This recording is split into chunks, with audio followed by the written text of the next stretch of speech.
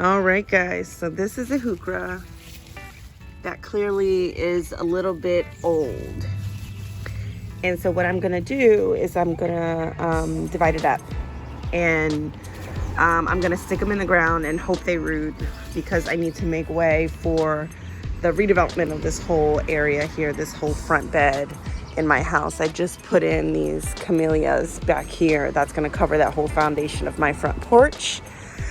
And I have to fill this area up. I'm probably gonna put some large hostas in here, some foliage interest, and then maybe in the front, I was thinking something blue to match the blue hydrangeas over there and bring some of that interest in here in this bed. So all this random stuff here is gonna go.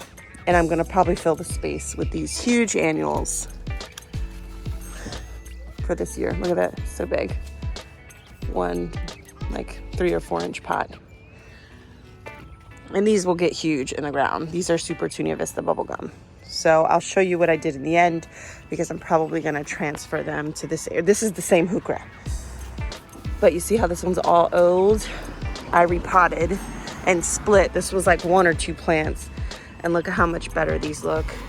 All that new growth in the middle, it's not splitting. So these are ones that I potted up last year.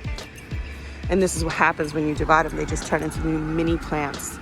So I'm probably gonna continue, try to make a drift in this corner, make it fat here, and then maybe go ahead and go like that. So we'll see. If they survive, they survive. If not, I'll split one of these and make it work. All right, so I pre-loosened this soil here. This is underneath my crepe myrtle. And I'm gonna go ahead and stick this in. And I see I removed all the gunk from this, and I even cut a little bit more because some of it was rotted and I didn't notice. And even though this little stem is crooked, I'm gonna put it into the ground so that when it sticks up straight and not like that. So here we go. All right.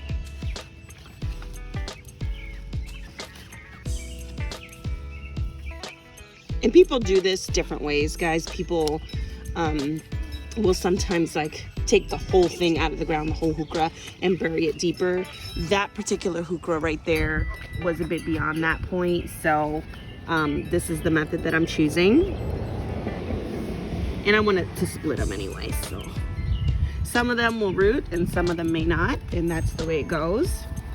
But I have so much of this particular variety that if some of them don't make it, I'm not gonna be totally heartbroken, It's just kind of is what it is. So from this one leggy heuchera, I got a bunch of heucheras. Let's count them. So I laid them out all here, including the one I just put in the ground here. 1, 2, 3, 4, 5, 6, 7, 8, 9, 10, 11, 12, 13, 14, 15. So 15 potential heuchera plants that I can then use to pop some color and have something a little bright under this shady crepe myrtle.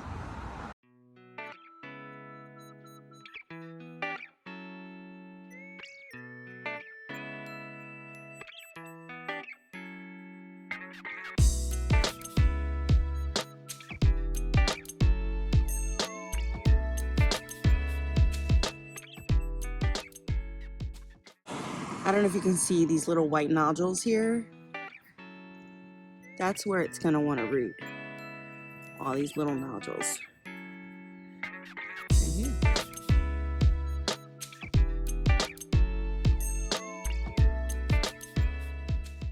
Do you see all this gunk that's hanging on the bottom? You wanna make sure you get that all off, all of it.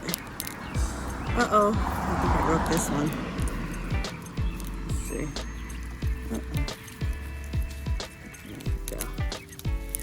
I should probably be using some of the pruners for some of this, but that's okay.